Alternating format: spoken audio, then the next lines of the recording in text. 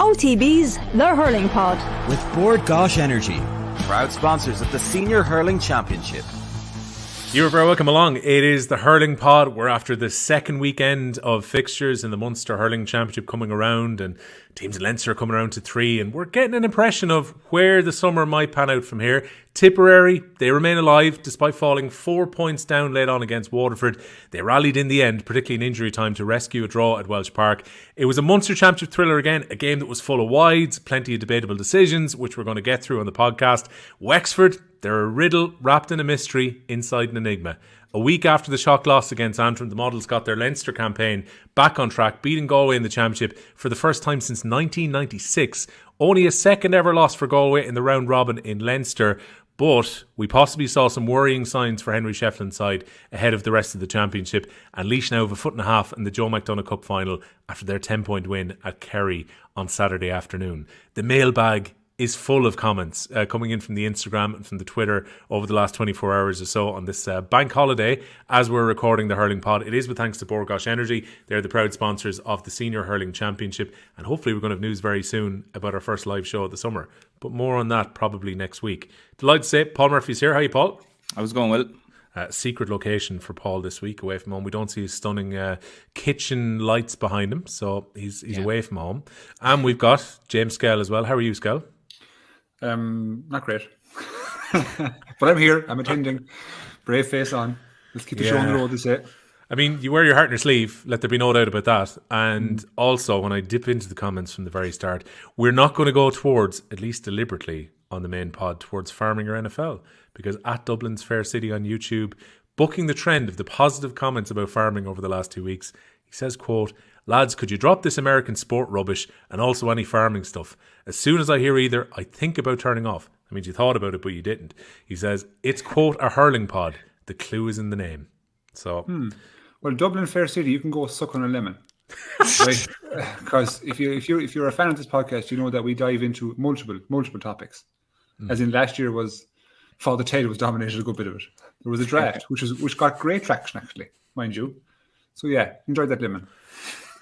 yeah, I'm not going to insult any of the commenters because that's not my role here. But look, I took pelters during the week as well, Skehill. I innocently pointed out that, you know what, there's a point there that's gone over the short enough posts at Welsh Park. To me, it looks like it's actually gone over the bar. We only kind of got a very quick replay of it. I'd love to see another angle because I think that may well have been inside. Tipperary supporters rallied and went, he's right. Look, that did look like it was over the bar. This could be crucial come the end of the game. And then I can't remember the exact quote that was underneath, but it was basically, "Go F yourself. You're against Waterford." And they're going, will you ever piss off with your anti-Waterford? There you go. One Tipp player complained, full of shit. Talk about 0 to 100. I mean, I'm glad you kept it rather than me, because I have a good few of the comments that have come in set up for the conversation. But I remember seeing that going, lads, what's happened with civil discourse here, you know? Funny one though. Oh, God. Because there was another Waterford fan who said that they were behind the goal and they actually thought that it went just to the right. And we had a little bit of a back and forth, and that was grand. And we both moved on and said it was a very enjoyable game. But that guy just went for it. 2-footed, he went in. So, look, there's lots to talk about. There's people who are saying you're not going to be hard enough on Galway. So let's see where we go with that. The two games of the weekend, if you missed them, they were both on GA Go on Saturday. Waterford and Tipperary finishing up a draw. Waterford 321, Tipperary 127. Kind of a bonkers game. We'll talk about Stephen Bennett's first goal particularly, and James Owens walking across the line of the goalkeeper before the strike was hit, and he was actually definitely in Barry Hogan's eye line when Stephen Bennett is getting ready to jab the ball up into the air. He finished up with 2-3. Desi Hutchinson with 6 points. Very clever assist for the second Bennett goal as well, where it looked like he was going to go for a point and he flicked it across to his teammate. Tipperary, late rally, Shawnee Keneally getting a goal, which possibly was a square ball, or certainly looked questionable about it being a square ball. And then, again, the frees were kind of spread around a little bit. Garrod O'Connor hit 3 after he went on them after Jason Ford went off. Ford had hit 2 frees. Mark Keogh, maybe the star, with 4 points during the game. Possibly should have had a penalty. So, there's just so many talking points from this first game. And probably Bonner should have been sent off. There was definitely a free that wasn't given to Barrett. That's become a big talking point over the last 24 hours. There's lots for us to try and unpack here, Murph. You sat down afterwards. You were away, so you sat down and watched it blind. I don't know if you knew the result at the point that you sat down to watch it last night. Skehill and I are watching it live. Yeah. Well, I did know the result because you were talking about it in the WhatsApp. So I apologise for that. Go on. No, that's fine. I'm okay. For anyone who didn't know, Skehill got a little bit annoyed last week because I can't remember what match it was, Will, but we were just talking about it, and sure, we weren't protecting Skehill's ears from the result. Yeah, but so, this was after the fact. I asked you to don't give any spoilers. Fair point. Okay. Yeah, I think it was Cork and Clare. And I'm pretty sure it was just something like, wow, that was a ridiculous finish for the goal. It might have been Horgan's goal where he flicked it over. Exactly. Not really giving anything away whatsoever. And Skehill was like, no spoilers. Yeah. But I wasn't precious like that. So fine. Precious. But I tell you, it is actually it's actually not a bad way to watch back a game because he had kind of hit a few highlights. So I was kind of like keeping an eye out for these things. But the funny thing was, like you said, Will, for a high tackle, I texted into the WhatsApp group and I said, when did the high tackle happen that you were talking about? Because I saw Barrett's one and I thought that was the one. You said, no, when Bonner Marr comes on. So there was a lot of decisions. Again, as you were saying, was it Mark Keogh penalty maybe in the first half there? I mean, the penalty for Stephen Bennett was crazy. You know, what happened with James Owens. But there was a lot of decisions. And to be fair, you know, if you look at Wexford and Galway, I know we'll get to that in a while, between both games, there was actually a fair bit of needle in him, which was good. Okay, like, I mean, in terms of both teams in both games were going at it, ebbed and flowed at different times. End of the first half for Waterford and Tipp, the wides kind of took the sting out of it a small bit. Like it started off helter-skelter, but then the wides for both sides there really started to take a bit of momentum out of it, and it was kind of there in the jaws for either team. If they got a few scores there before half-time, you know, come out in the second half, maybe pip on another one or two. Either team there, but Waterford or Tipp, could have really went into the ascendancy there. But look, both games ebbed and flowed. But for Waterford and Tipp, I mean, there was a lot to pull apart out of it. The crowd really got behind it. It actually seemed like there was a great atmosphere down below in Welsh Park as well. And in fairness to Welsh Park, what I'm right in saying is about 12,000, 13,000 is the capacity there at the moment. Yeah, it was just under 12,000 in the end. So I think there were some concerns about tickets not being taken up early in the week, and they were still on sale late into the week. But I think I saw most reports it was 11,600, 11,700. It was nearly 12,000 there anyway. But it's great to see that 11,000 and the atmosphere there, because 11,000 could nearly be lost in another stadium. But the atmosphere, in fairness to the crowd, was excellent. But there was lots of really good points as well. That, I mean, one thing I was looking at there, like Desi Hutchinson back in the corner, is just a different player altogether. Like, his game is not out around the 45, the 65 as we saw during the league. But so many times I just saw him coming from the full forward position, breaking outside, ball into the hand, either taking on the man or recycling it, as we see for Jack Prendergast's goal, then gets the head up, strikes it across goal. And there were so many points there where I was just going, like Darragh Lyons at midfield, obviously got man of the match after the game, outstanding. I thought Kieran Bennett at cornerback was excellent as well. And Tipperary also, they had a good few players stood up as well. So there was a lot for both teams that I'd say, you take forward. It was definitely an improvement for Tipperary. But there's also, I think, both teams will come away from this game, particularly with the wides.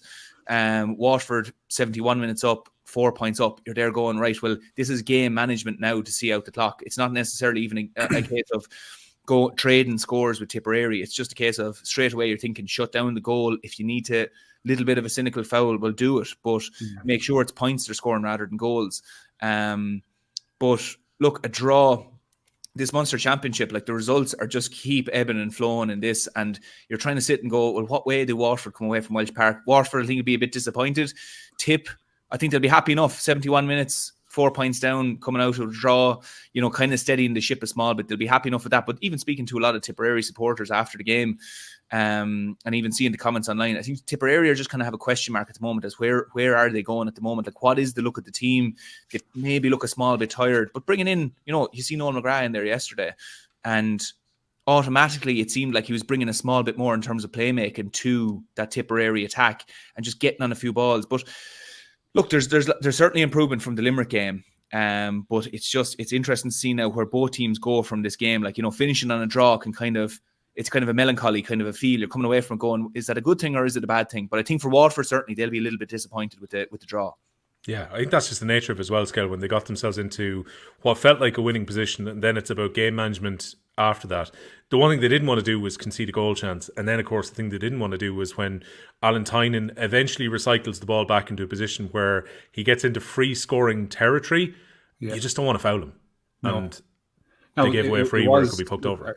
Okay, look, I presume we're going to be talking about referees at some stage, but no, I think we are, and I think as well I think as well, Skehill, we have to have a very honest conversation about this. Like, this isn't us having a go at James Owens. So last week, I noticed in the comments it was like, "Are you guys going to talk about James Owens and the amount of cards that were given out in the Clare Cork game?" And there were people who were kind of mad keen for us to go and break down every decision and give out and whatever else. To me, there were bad decisions made here. I think it's fair to say that James Owens didn't have a good game. We'll talk about particularly the penalty in a moment, which I just can't wrap my head around whatsoever.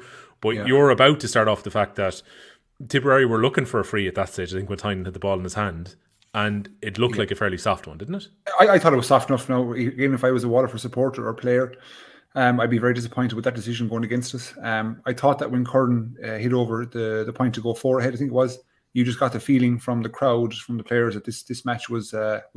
You know, that was all signed, sealed, delivered. So all they had to do, I said with a pinch of salt, all they had to do was kind of see it out. But like, I have to give great credit now. And again, I'd be tough on players when things don't go well for them. But in fairness to Barry Hogan, in numerous instances yesterday, he hit puck outs after Waterford scores and found Tipperary lads in oceans of space. And it was kind of like nearly catapulted a Tip comeback. So if they score, if Waterford got a point or a goal, Hogan immediately found someone in the Tipperary jersey for an answer back. And like, it kind of stemmed, I won't say it stemmed the flow of Waterford, but it kept Tipperary within touching distance. And the game, the way Waterford were getting so many opportunities, the game, it threatened to get out of Tipperary's hands, you could say. Yeah. If Waterford's execution was better, especially like even Des, I agree with you more if Desi is a different animal in the corner, but he's shooting both really. They just weren't on yesterday, and that happens. That happens for different people. But in fairness to Hogan, he kept the show on the road. And like we were ultra critical of Tipperary last week, and deservedly so. Even their own manager and their people were as well. But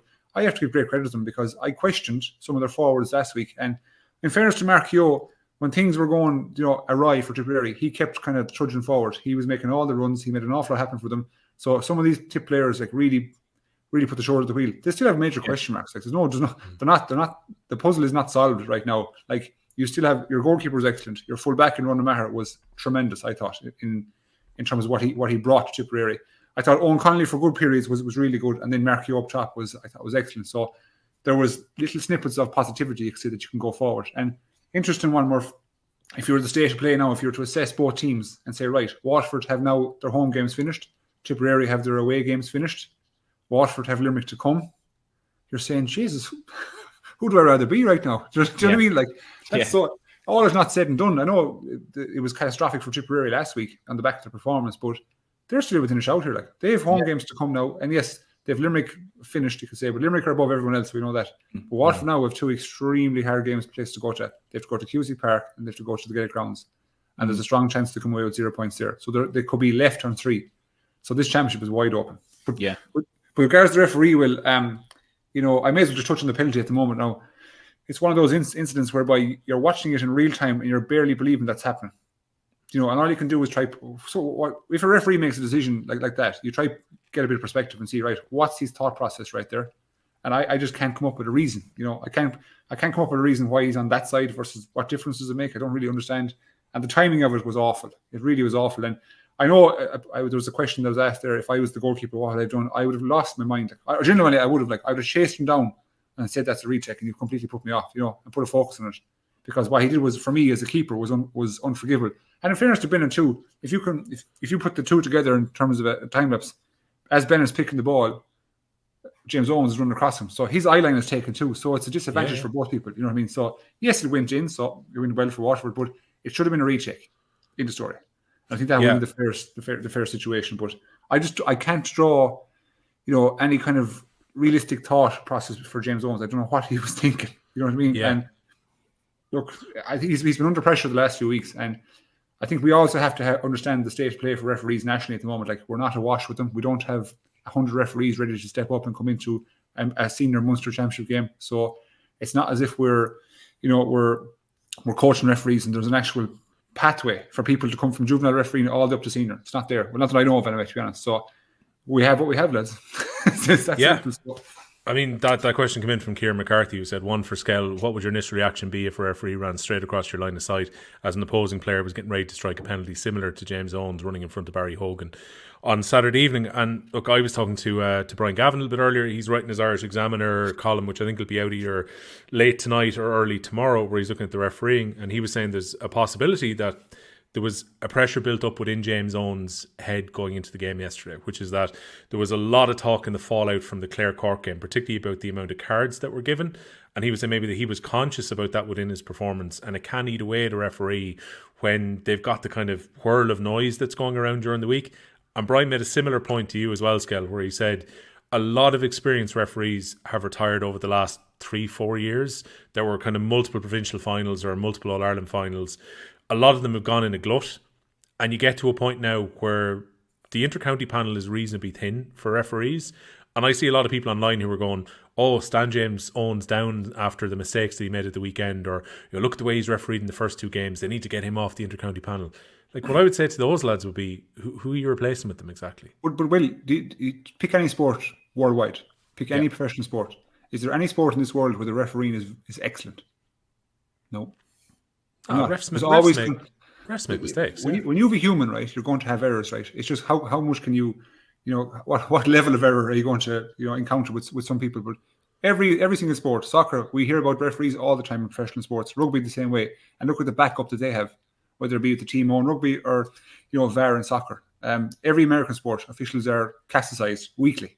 So I understand. Let's say that we're going to have a level of error on behalf of a referee, but you try and isolate it to maybe one match per year, where they've had an error, fair enough, right? But when it becomes a repetitive team, it's a tricky one. But again, in the same breath, here I am talking about both sides of my mouth.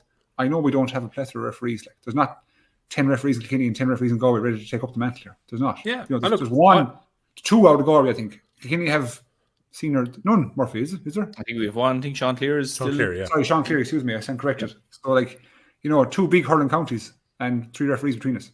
So, Oh, look, the other thing as well is, right, when you mentioned probably some of the sports where refereeing and officiating is generally done to a very, very high standard, they have got every advantage with technology, with extra referees, with line officials that are not available to GAA referees right now. Like, we can debate whether it was a square ball for Galan a few weeks ago, or it was a square ball for the Tipp game at the weekend. If that was in rugby or that was in NFL, that'd be referred, they'd have a quick look and they'd come back. Instead, you are relying on an umpire a few feet away to actually get that decision right. And while I think umpires and referees should get the vast, vast majority of decisions right, we have this aversion towards bringing in technology, despite the fact that we're perfectly happy for Hawkeye to only be available in a few grounds and only usable, say, when those matches are on. So, like, it doesn't have to go from junior C right up to All-Ireland senior level. Like, you can accept the fact that maybe only at All-Ireland senior championship level certain technologies will be available. But you get to a point now, again, Brian Gavin was saying it earlier, a referee's got about 12 or 13 different things that they have to watch now during a game, which they didn't have to do when he was starting to referee. So it's become more and more difficult for referees at the very highest level. It doesn't excuse mistakes, and we're probably going to talk about some other controversial ones during the day that may well have determined things one way or another. But I would hope anyway, Murph, none of the three of us are on here to just slate referees or to say kick boys off the panel or whatever else. No, it's an ongoing discussion that has to be had because, like Skehill said there, he's talking out of both sides of his mouth. And in this conversation, invariably, I think you end up, and I'll hold my hands up as well here, saying that we all end up talking out of both sides of our mouth. Because, if you look at one game and you pull apart a referee, but then let's say you stand back from that and you go, like, every week, or you always hear people saying we have the fastest field sport in the world. Okay, that's the ball, but the players are moving at an enormously fast pace. But if you look at the other games then that we compare to, let's say, rugby, soccer, whatever, they're slower games, but they have far more technology, far more referees involved. So we're putting it down on one person, really. Like, I mean, yeah, we have the linesmen and we have the umpires and things, but the umpires aren't registered referees, to my knowledge. They're normal people. And then you have the linesmen then in intercounty games. They will be referees, but have limited powers as well. So I think for once we're having this conversation, we can only have the conversation to a limited degree, in that until referees are provided more help, and whatever that help may be, let's not get into whether it's technology or whether it's a referee in each half, which I saw another suggestion over the weekend. But whatever that is, we always have to view it through the lens of it's extremely tough to be a referee. And then we can also then pause that and look back and go, but James Owens also made mistakes at the weekend. Let's say as a very compartmentalized game, he made mistakes. You can still have the same conversation. But and then the next layer of that is, we don't have a lot of referees coming through. And even if we did have a good few referees coming through, will we have different results? Really, that's the question you need to ask. Is it the case that we train new referees? Will those referees still not be faced with the same problems of having to try and, a ball flies 100 yards up the field, you're running up the field, there's two lads pulling and dragging, you give a free one direction, when on the Sunday game that evening we watch the replay and we go, oh, the other fella actually hit him with the butt of the hurl. How do you police that? So it's such a tough conversation to have, I think, because you end up sounding hypocritical. I'm sure someone could go back to one of our podcasts 2 weeks ago, 3 weeks ago, whatever, and contradict something I've said here now with something I've said 3 weeks ago. It's such a fine conversation to have, but it's an ongoing conversation. I said it at the start of this, it's ongoing. We constantly keep having to have it because it's not right yet, and we have to try and figure out how we have that conversation. Another thing is, hindsight's a great thing. We look back at Brian Gavin, and so many people would say Brian Gavin contributed so well to so many games and he was excellent. But Brian Gavin had a lot of tough decisions during games as well that could have went one way or another against him, as in terms of he made a decision at the time, and it just so happened that in hindsight people went, great decision. But decisions could have went just as well against him as well, So it's such a tough position. Do you think, Murph, if you rewind back, if you take social media now in the presence we have at the moment and the scrutiny referees are under, and many cameras are facing them, and you put Brian Gavin's whole career, or Barry Kelly, into Jay's terms, do you think they'd be renowned as good as... I bet you they'd be picked apart. I bet you they'd make a decision. Now, I know the game was way different back then, and it wasn't as physically dominated, if you know what I mean, in terms of body tackles. Yeah. Nowadays, there's an awful lot more running in the game nowadays. Way more running with the ball. So it's way more tackling, way more contact. So I understand the referees have an extremely hard job to do, but the question I was going to ask you is, how high do you think, in terms of importance, to the GA regard fixing the referee situation? Because if it was regarded highly, they'd do it. But I don't see any motions from any county board or club. I don't see any kind of rule changes to bring in extra officials. I don't see any, to be honest, I don't see people enticed to come in to be a referee, because financially, if you had a financial package for referee and say, look, okay, here, we're going to give you guys €500 for a game, I guarantee you referees will pick up the sport. They treat it as a sport or even as a profession. But none of that seems to be actioned or even in line to be actioned. Yeah, I think if you talk to a lot of officials who've dropped out in the last few years, and some were annoyed, as we heard from Fergal Horgan last year, where he wasn't happy with the way the appointments were being made, and he felt that the wrong referees were being appointed, and this was an issue that he saw that went beyond that. He also mentioned the fact that he felt like the support levels had dropped off for referees, and the pressure has to be different. You've just said there about social media. Once upon a time, the old referees adage used to be, you want your name just to be down as referee in the match reports that come out on a Monday morning. Yeah. Now, while the game is on, there are clips coming out while the game's still being played, and they're there and they're commented on. I don't care how strong your resolve might be. Your friend or a family member or someone else is going to see something online, and you're almost guaranteed that you will then go to look at it. I know that there are current and recently retired referees who listen to this podcast. They'll hear us talking about decisions, and probably in a few moments' time we're going to give out probably about some of the decisions that were made on Saturday. And it's I would say you're living constantly in the whirlwind of conversation that's about the decisions that you've made, which is so different to 20 years ago, when a newspaper report or what might be mentioned in the Sunday game is all you'd have to worry about. Yeah. In today's game, why would you become a referee? I know people would have different reasons. It's an involvement in the game. Maybe you have to love the game. Yeah, maybe that's you want to get access and get into these these arenas for these big games with these big crowds. Fair enough, but Jesus, that's not enough for me. That's not enough for me. And I'm a huge critic of referees. That when they make errors that are glaringly obvious to me, I'm critical of them. But in the same breath, as I said to you, I understand how difficult the job is. Yeah. So that we've touted here. I'd say this is our third year podcast. We've said it every year that the referees need more support. Take lacrosse, for example. Lacrosse have 2 referees, and the pitch is only the size of a rugby pitch. You know what I mean? So that game is nowhere near as fast as ours. So I wonder if you got in a second referee, how hard would it be? Not hard is the answer. In terms of financial package, everyone knows the money's there. So it can be done. It's just, is the willingness there? Well, you need to double the referee panel would be the next thing you'd have to do. Yeah. You'd need extra officials. But then, look, I think we should be open to ideas about having a look at this. I think it's silly to sit back and go, no, we've always done this one official in the middle and let's not have a look at this. We look at rule changes all the time. And the flip side to this is, if you're a player and decisions go against you, it could well be the thin margin between getting out of a round-robin series and going into the All-Ireland. So I can totally understand why players would be frustrated. And I'm sure the two of you had shouts at officials over the years when you were on the pitch as well. Here's Johnny makes a fair point. Again, I hadn't followed the links because, again, I haven't been looking at becoming a referee, but he made the point on Twitter earlier today, lads, the GA are putting ads in match programmes at the moment. The campaign is called Think You Can Do Better, looking out to recruit referees. I've definitely seen them in the programme with the cartoon of the referee and that slogan underneath it. He says, try and follow the links. They're all either outdated or deadlines are over, etc. Why are they still being included in programmes? It's interesting. I wonder was one ad drawn up and maybe it was put in for a prolonged run within the programmes. I haven't seen them, but again, by all means, comment to us if you've noticed that as well. On the referee side of things, then obviously we talked about just the walking across the line. The penalty is just crazy, and Skehill said they would have cleared it out. That should have been a retake, Murph. It's incredibly unfair on the goalkeeper to have that walking across his eye line. Yeah, I mean, the first I saw of it was obviously, again, for anyone joining in the podcast, like I watched it back after the fact last night. So there was a lot of material on Twitter at this stage and a lot of stuff we were being tagged in. But someone put up a photo of where he was standing when the penalty was struck. And I said, no, someone's after photoshopping that now and they're exaggerating it. It was mind-boggling when it happened. The simplest thing to do there was to retake it. And to be fair, I'd say Barry Hogan didn't know kind of what to do, and it can't be on him to argue to retake it. But you should have known yourself, if you just put up your hands, blow the whistle and just say, okay, sorry, I got between two minds there, between which direction I was going, retake it. I should have known. But it's funny, even when you pan to the crowd, there's people in the crowd looking at each other, kind of pointing, going, Waterford people and everything, saying, where was he off to there?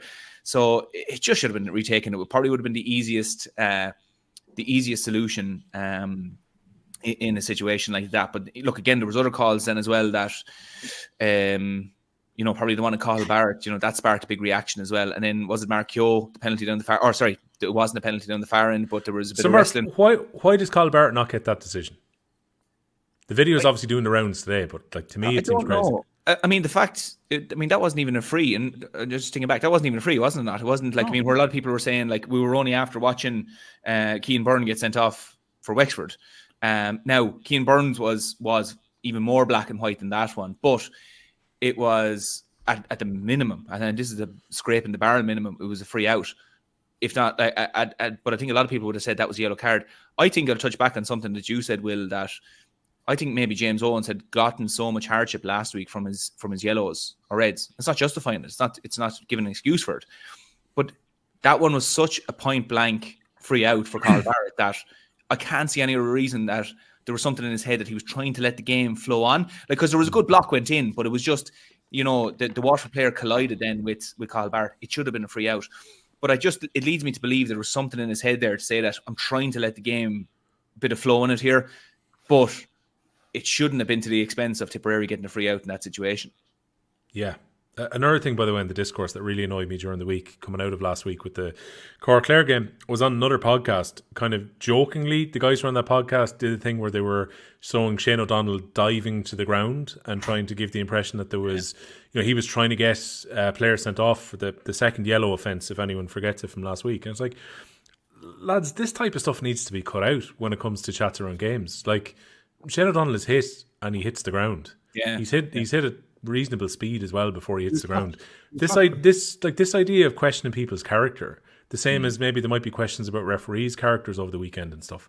Lads, there's a beyond the pale side to this. I appreciate that we're talking about decisions here, but when I see some of this stuff creeping in, this is worse than some of the crap you see around the Premier League. And do you think some of them platforms do it on purpose? Of course they do. They know it's going to get clicks. That's why they're putting TikTokers on as opposed to former players or as opposed to putting journalists on. But there's just, to me, there should be a sense of good taste and honesty about it, rather than we're going to do something which is clearly going to incite Clare fans, of which there are many Clare fans around. Yeah. And then obviously it gets quote tweeted, or if it's on Instagram it gets shared or whatever else, and that's enough to get likes and to get shares and maybe to get engagement. But engagement isn't everything here, lads. I haven't seen any pundit, analyst, ex-player, journalist go down that road. Do you know what I mean? It's just people who are looking for the attention is the word I have to use. I would think so. And look, sure, you get people on Instagram or on TikTok or whatever else who will claim that sometimes on this very podcast is like, those lads will say anything to get clicks or whatever. It's like, no. And like when I'm selecting them, I try and be as fair as possible. There obviously are funny moments, which I feel are probably the ones that we should highlight, but they're from a genuine sense of discussion as opposed to let's annoy them or let's do a thing about Leinster rugby fans and, you know, are they going to get lost in Brown Thomas on their way up to Croke Park or whatever else, which is clearly there to just try and antagonize people as opposed to having an honest conversation about it. That's the only clip now off the ball I'm going to clip for this whole podcast. Probably, yeah. But it's one of those things. I think there has to be an honesty about the conversations that we're having. Otherwise, we're all kind of wasting our time here. And I would hope that we would never slip into that. You talk about the hypocrisy. I hope in a few weeks' time we're not doing something like that and someone clips this and goes, look at your man going on about this. But honestly, I don't think we want to go that way. And like Ronan Sheehan raised a very fair point about the head hits, and I think all three of us are agreed that Bonner Maher should have probably been sent off as well, right? Anyone disagreeing that he shouldn't have been sent off? I think, I'm trying to think back. I watched it back once. And to be fair, probably was a head hit, yeah.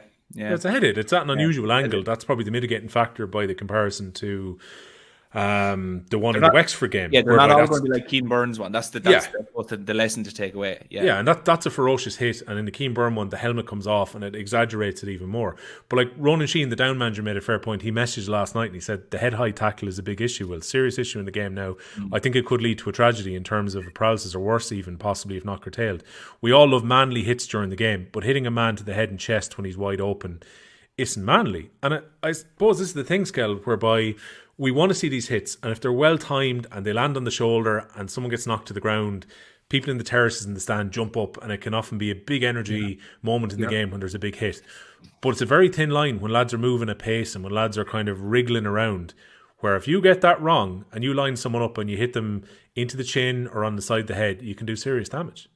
You can. If you put this into context, like how many, if you go back over the last number of years, like how many, you can probably count on two hands max the amount of clean hits that have gone on. You know, shoulder to shoulder where a lad has been bowled over. You know what I mean? That's how rare it is. Like the onus is on the tackler. The onus is not on the ball carrier. The onus is on the tackler. So with the Bonner one, you know, you can call it mistiming, you can call it nearly semi-accidental slip, but it was a bad tackle and it should have been a red card. It's that simple, you know. So the end result was caused, you know, the action was caused by Bonner, you know. And Bonner's, like, again, this is not personal. He's a nice fella, everything, great player, love him. But just that one tackle, that should have been a red card, you know. It wasn't as malicious, not malicious, for wrong word to use. It wasn't as obvious as the Keane Burn one. You know, it didn't stand out as obvious as that one, so maybe it didn't get the same traction or attention. But ultimately, the action was deserved of a red. And in terms of head injuries, like I do agree. Like it's kind of, it was frightening, like, even for me, not because I'm a Galway man, but just as a person, to see Donal O'Shea. You know that action where they put up the two hands. Yeah. That's I've read this before about George North, and I'm afraid to say it now. An NFL player too, the quarterback for the Dolphins, right? They've got heavy concussions whereby their arm is going to react to that. So when I saw that, I thought, geez, isn't it? Yeah, it's I don't know what the medical term is or the correct term is, but that seems to be like a reaction when you get a heavy hit to the head. You know, if you're still conscious that your arm's going to that, like, that's a frightening scene. That's not good to see whatsoever. And look, he got up. Thanks be to God, he got up. But if we go down the road whereby some like paralysis, and it's a real thing, as players are so strong and so physically conditioned and fast, and if you're moving that weight at that force, that speed, like, Jesus, oh God, no matter what size you are, if your neck is down, your head is down, you're done. Like, do you know what I mean? And so the only way to do is to keep issuing the red cards, and you'd hope it'll catch on. You know. Yeah. So if these tackles happen, you have to punish them, regardless of where you're from or who you are. Punish them, and ultimately, if that happens, I think people will begin to be more cognizant of it. Well, that's it. I think it has to get to a stage where, like, we associate a red card at the moment with someone being dirty during a game, like, you know, having pulled a dirty stroke. Whereas, no, like, if you brought it to the stage where a red card is associated with a high tackle, but like, if you see how they're issued in rugby, it's a case of, yeah, I know you didn't mean to do it, but you still did it. It was accidental, but it's a red card, and that's how we mitigate against the high tackles. So that, like you were saying, Skehill, that the onus is on the tackler, as it's meant to be at the moment. The onus is on the tackler. If you mistime that accidentally, let's say you mistime that and you hit him in the head, you should know, well, you're going to be sent off now because you rolled the dice of being able to hit him fairly. You didn't hit him fairly, so now the mitigating factor. And what happens then 6 months down the line is that the culture changes around it, in that people go, I'm going to run in and tackle this fella. Can I hit them square on? In a fraction of a second, you're thinking this. Can I hit them square on? No, I can't. So now I have to change my body position, open up my body, let's say, and maybe just hold them up, not try and hit the shoulder. So I think like that, if we change the view on it, where it's a case of, yeah, we give the red cards for this, but it shouldn't be a badge of shame on the player, where it's a case of, look, you accidentally hit a fella in the head. You didn't mean it. We all recognize that. But we have to, as a way of, getting this out of the game, it has to be hanging over players' heads, no pun intended. That it works, Murph, though. Oh, it does, yeah, completely. If you take rugby as an example, right? You remember the jump tackle where he used to pick you up? Exactly, yeah. Now if you go below horizontal, you're gone. So it's rare you see that happen anymore. Yeah. So like the action, let's say players have reacted to the rule. So yeah, I just think if it's enforced like it should be, it kind of, I suppose is it fair to say it sorts itself out? If you know what I mean? It will, it will. Like people won't have as much of an argument afterwards that, should a player get sent off or shouldn't they get sent off? And the other factor as well is whether a player's on the pitch 5 seconds or whether they're on the pitch 50 minutes. Like that shouldn't come into it either. Like we mentioned it previously. Like when you go back to 2015 when we played Skehill and Johnny Cohen did a tackle on Colin Fennelly. Now Johnny Cohen's not a dirty player, he mistimed it. But like if that tackle happened in the 40th minute, I think it happened about the 5th minute. If that happened, Johnny Cohen was probably sent off. But we probably, as a whole in the GA, have this thing of like someone does something 3 minutes into a game, it's not a straight red card. Blood was up, we're all getting into the game. Whereas we probably should look at it a bit more pragmatic in that, like Bonamara came on as Bonamara does to go and, make an impact on the game, get involved, get stuck in, and just over time to tackle. That's all it is. It's no slight on his character, nothing like that. Yeah. But we have to kind of get to a stage where we go, well, look, these things could happen 3 seconds into a game. They could happen last puck of the game. We just have to view it through the lens of, if it's dangerous, give a red card, and just, so that will now evolve into players being smarter when they're tackling. That's all it is. Yeah. The fallout from both managers, and it was kind of an interesting interaction at half time between them. You got the feeling Liam Cahill and Davy Fitz obviously both really wanted to win this game. They had to settle for a point afterwards. So Davy was talking about the fact that Waterford now on 3 points, which is more than 4 campaigns when they didn't get out of the group. So there's a big upturn in form for them in the group stage. He reckons 3 points might be enough to get out. It might not, because they do have 2 very difficult fixtures to finish off. Liam Cahill addressed his comments from last week as well as the result. And it's interesting because there's been a good few questions which have come in about, are Tipperary getting to a point where these younger players, and we're not talking about young players with Tipperary, we're talking about young players who Liam Cahill would have managed underage with the older stagers that have been around from, say, 2019. And he said, quote, "We're at a strange place and wary at the moment, where we've a number of players that are the older cohort in their careers in the twilight years and younger players coming together. It's a tough job to try and get that real balance right, to try and stay competitive, but also to put out a really good future team together for Tipperary. But that's my job." And he said as well he was very proud of the way they had responded, because there were plenty of questions about Tipperary after the 15-point drubbing that they had taken against Limerick the week before. Ankle Joints on Instagram is particularly harsh. He goes, quote, "How do Tipperary fix this abysmal slide into Munster irrelevance since 2021? Are we at the point, Murph, where Tipperary have slipped into irrelevance, or is this a bit too far? No, it's a bit too far. Like, I mean, if you look at... last year, like. What's that? They qualified last year.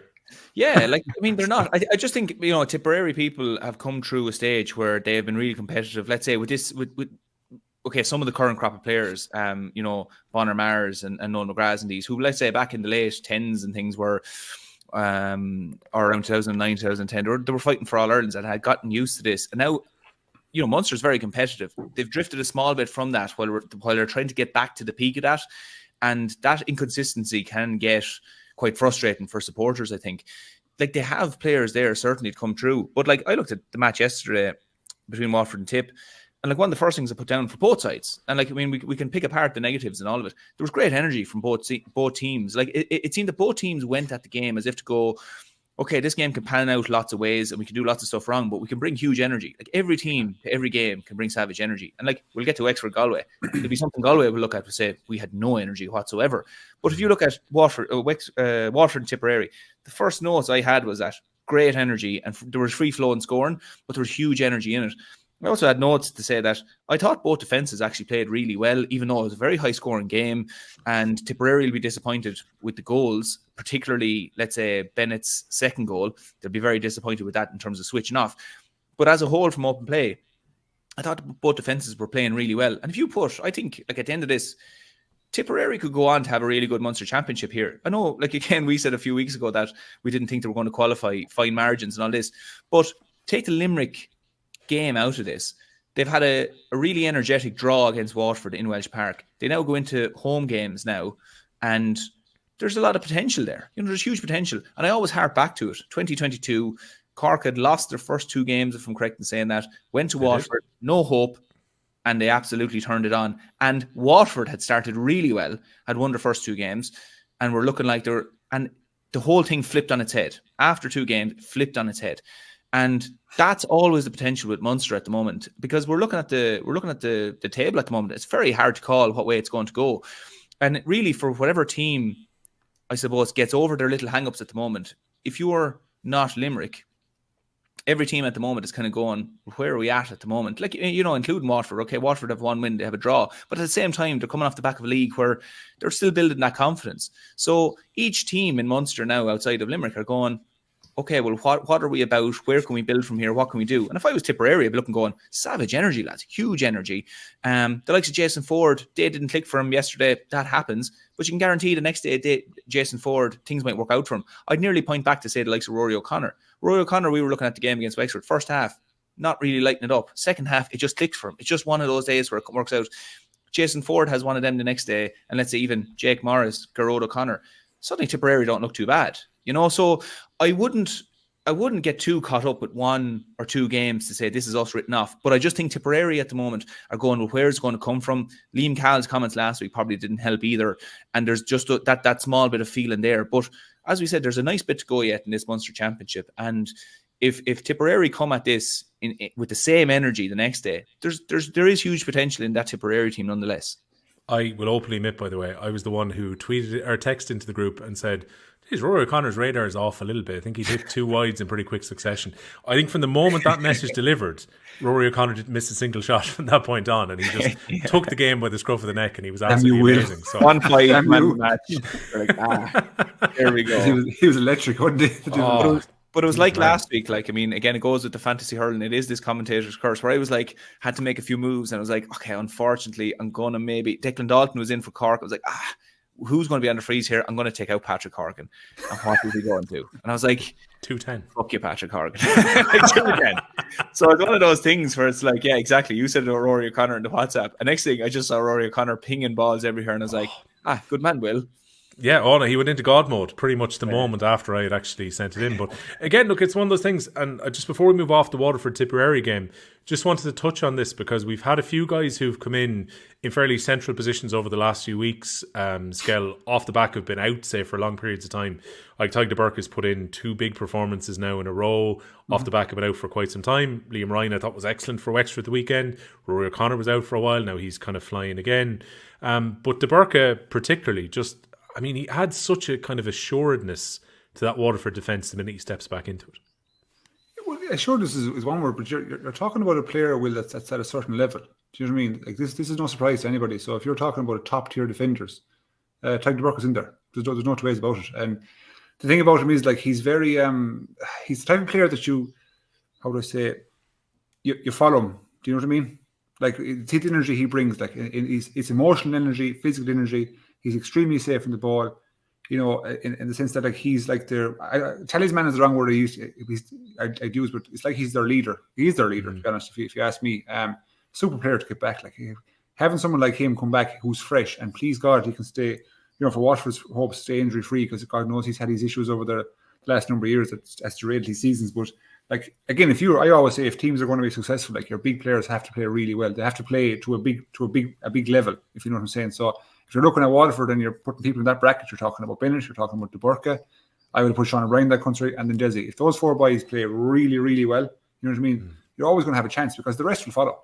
That's the way I look at it. So if you have some flat days, but you have 3 or 4 lads that are still playing to a level, you're always going to be in the fight. And Tadhg de Burke is one of those people. He comes across, it's like he's taken over the mantle. If you remember Kevin Moore, you know, the wing back for Waterford midfield, like, he was always their kind of leader as well. Before that was the Jans and John Mullane. So now Tadhg de Burke is in this bracket to bring it forward himself. And even Conor Prunty, even though he got hurt yesterday, he's kind of somewhere in a similar scale. That those 2 boys, they're the rocks of the defence, and badly needed for Waterford in form. Murph, can I ask you about where Ronan Mara should be playing for Tipperary? Again, I thought it was a fairly all-action performance from him. He brought that fight within the game as well. Where would you play him? Don't move him. Yeah, no, I'd agree with Skehill. I'd say you have to leave him where he is at the moment. Look, he's hurling savage stuff. We're right in saying he got a point there. Oh, I think he did. I think he won an All-Star at 620. Was he 2019? He was 390, wasn't he? I'll fact check this. I think he was. Sorry, I have to put you on the spot again, Murph. You always do that. You love doing that. Like, sorry. What is Ronan Mara allergic to? How do I know? You keep thinking. I'll check where he was in 2019.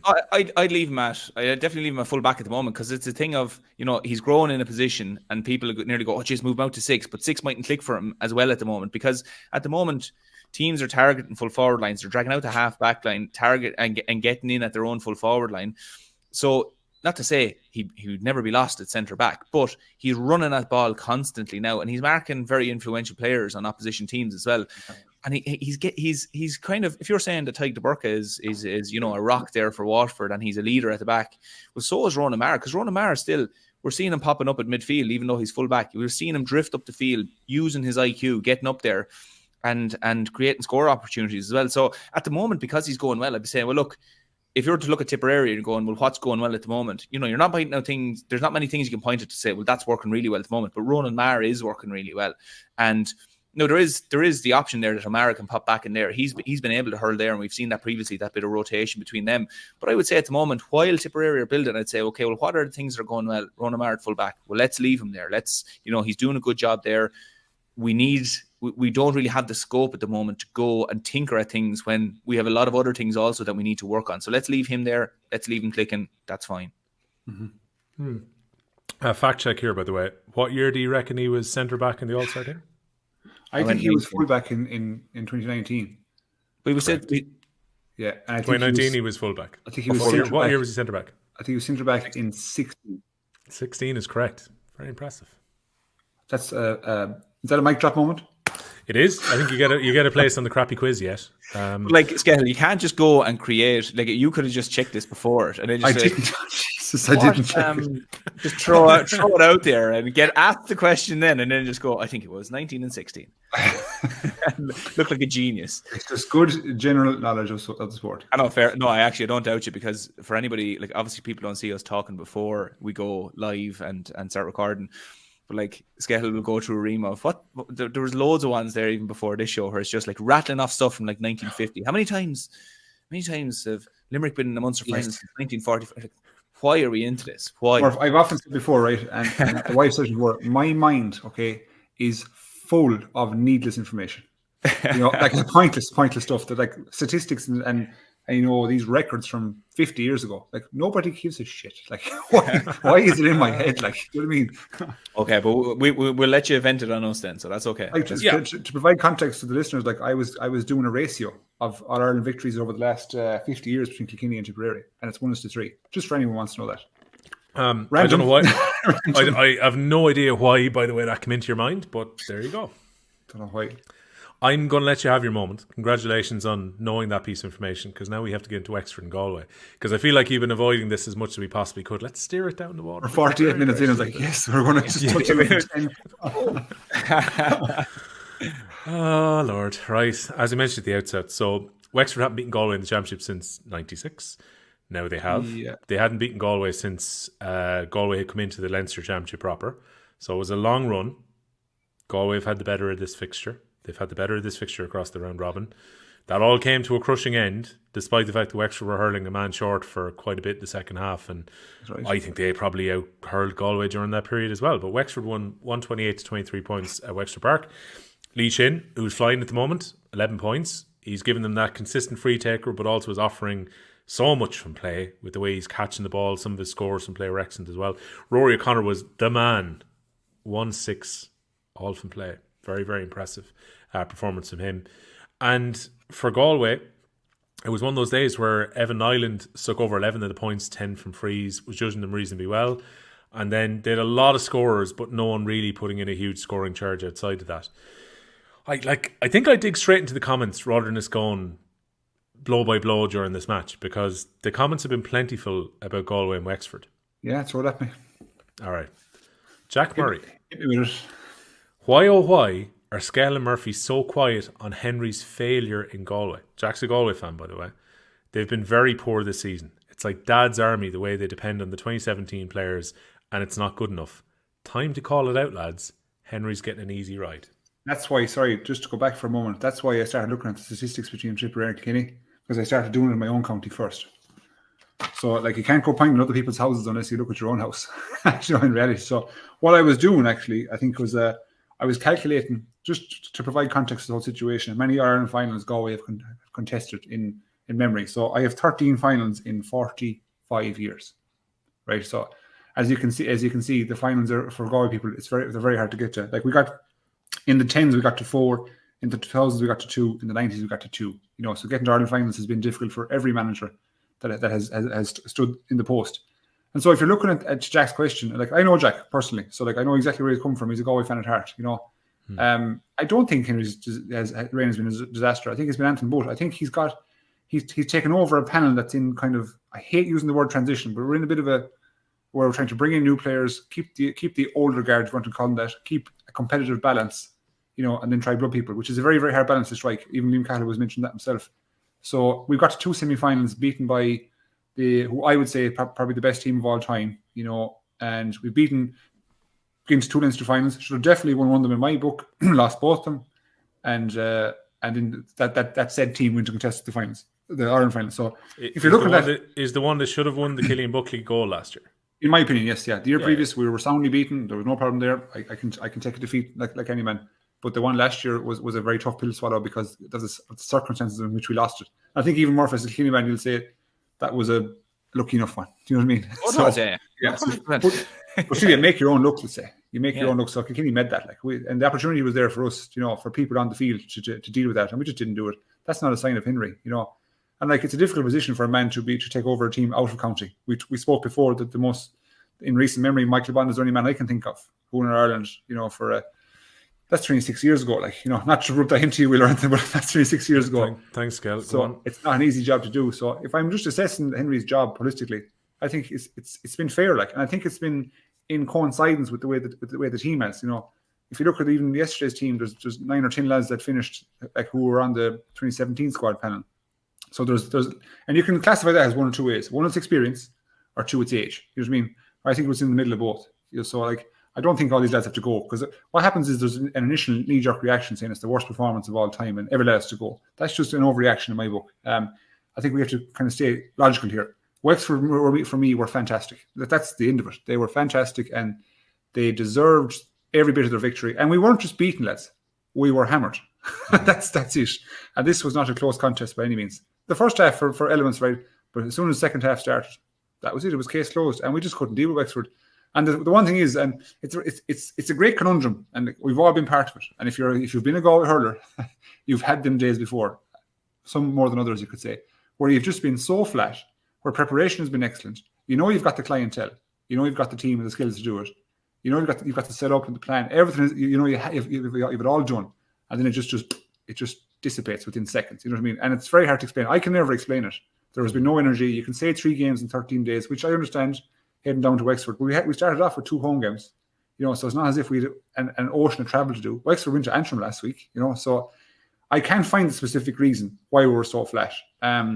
It's happened. I can think of Dublin in 2011, Dublin 2013, Leinster semi-final. I can think of Tipperary 2014. I can name different results. Waterford 2021.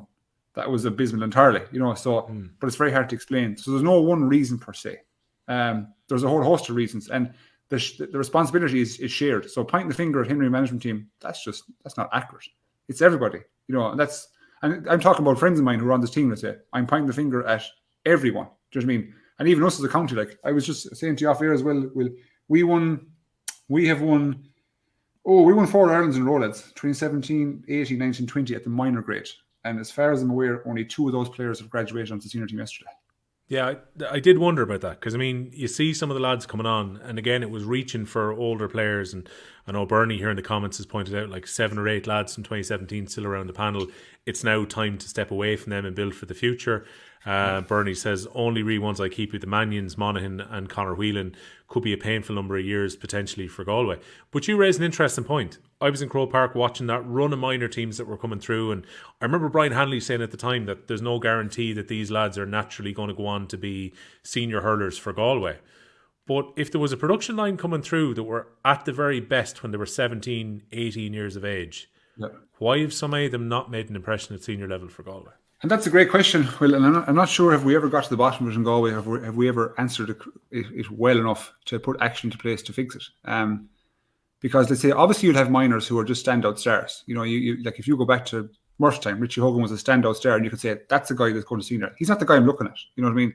I'm looking at everybody else who's a really good player that could have graduated onto senior and just doesn't. And I'd categorize a third of them that just don't want to. They just don't have the.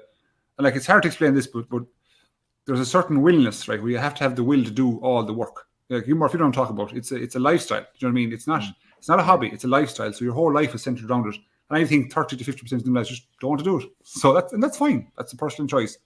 But where we're going wrong in Galway, I just don't know. We're not graduating through. I often look at Limerick and say, right, if Gareth Hegarty was in Galway, you know, at his age profile, would he have made it through to the senior team? And the simple answer is, I don't know. Like, would he have been cast aside because he wasn't immediately good, and then we just don't put time into him? You know what I mean? I can't answer the question, to be honest.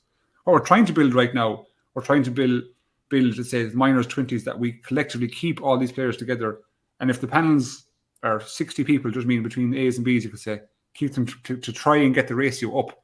And like, will that work? We don't know. We won't know for a few years to see, can we get lads to graduate to the level? But that's a question I've been asked numerous times on public forums, and I never really have the right answer. And even the solution, which is a more important thing, I'm not sure. That's like, it's hard for me to not look at Kilkenny Murph, because I asked you about Adrian's younger brother. Is it Jake Murph? Is it? Yeah. Is it Jake? Yeah. So like, where, like I was saying to you, where are these lads coming from? Like would Jordan Malloy get on? And this, I mean this with great respect. If you look at Kilkenny's team, okay, and you look at Paddy Deegan, and he doesn't look like an orthodox hurler. Do you know what I mean? In terms of the stylishness you see of other players, would he have made a Galway team? I can tell you, he probably wouldn't. Do you know what I mean? Because he'd have been, look, oh no, that hasn't got the skills that, you know. And maybe there's a level of fucking ignorance and arrogance too about it. Maybe there is. So when you look at 13 finals in 45 years, so maybe there's a bigger conversation to have across the board here. But how we fix it, I don't have the answer. I'd love my days, but. Yeah, well, I mean, look, Nessa, who's a regular commentator with us on Twitter as well, saying that was a dismal performance from Galway, asking Skehill, why are we not bringing in a lot more of the young players onto the senior panel, which, again, I suppose, this is reflective of an awful lot of comments that we got in. John Forbes, please ask the lads, how's Henry's future looking after today? Also, the bringing back of Johnny Glynn has a negative impact in the Galway panel due to him being out of inter-county hurling for so long. Suddenly he's shown up and he's getting game time. Again, you can take this one, Skehill, because there's kind of two parts to this, which is one, does it say a lot that there's a reliance now on the last couple of games, and particularly I thought in the Wexford game at the weekend, where it was like put Johnny Glynn close to the square, and next thing they started kind of shooting ball in on top of him rather than trying to work positions, I thought, in the second half. And like, if you are a Galway panel member and say, we're talking about how that forward line is competitive right now, would you be pissed off seeing Johnny Glynn coming on in front of you as when you've been there for the whole year? Would I be pissed off? No, my attitude when I was playing was always to be reflective. Look in the mirror first. And if you look in the mirror first and you're very, very happy in your shoes that you've done everything you can, you know, then like, what more can you do? Like, if you list out things that are going wrong, right, and if you pick out the ones that you can't control, you know what I mean? What's the point worrying about them? So if I'm another player, I can't control what Johnny Glynn does. You know what I mean? I can't control what Henry does. Just get myself in order. That's the first thing. So I'd be always looking internally first. In terms of bringing on Johnny, like, I agree with bringing back Johnny. He's a great person, huge energy, you know, around the place. And he's really good to have the group, and he's effective. Now, when he comes on, I do not agree with dumping every ball down top of him. I think, for me, when Johnny comes on, it's the affordance of opportunity. Now we have an option. We have an option to go that sporadically, every so often, but not every ball. You know what I mean? Now it just became repetitive, and it became easy for Wexford to defend. I think if he goes there, right, it keeps Wexford full back line deep, and you can create options out the field, especially when you've got a numerical advantage, lads. Yeah. Like, we could have shoved up an extra back into a forward there and made it work. But again, it's easier for me to say that in this instance. Like, but that's what the most disappointing part of it is, that you know, if we've often said, if you go to the game, right, and you play to your potential, and you get bet, hands up, we'll move on, right? But we don't show up for the fight. You know what I mean? If you're not in the fight, I've always pointed to Kilkenny. Them Devils are always in the fight, no matter what happens, you know. And I can't understand why we weren't up for the fight. Was it energy? Was it? It's definitely not fitness or condition. There's no way. Them lads are machines. I'm not going to blame the bus journey because Kilkenny did it the opposite week, coming up for Kilkenny to us. You know, they came for the fight. So I just don't know. We're void of energy. And sometimes when games go against you, you need to flip an energy. Now, energy, I'm not talking about physical energy. Winning a big free, getting a big score, making a big block or a tackle, that shifts energy.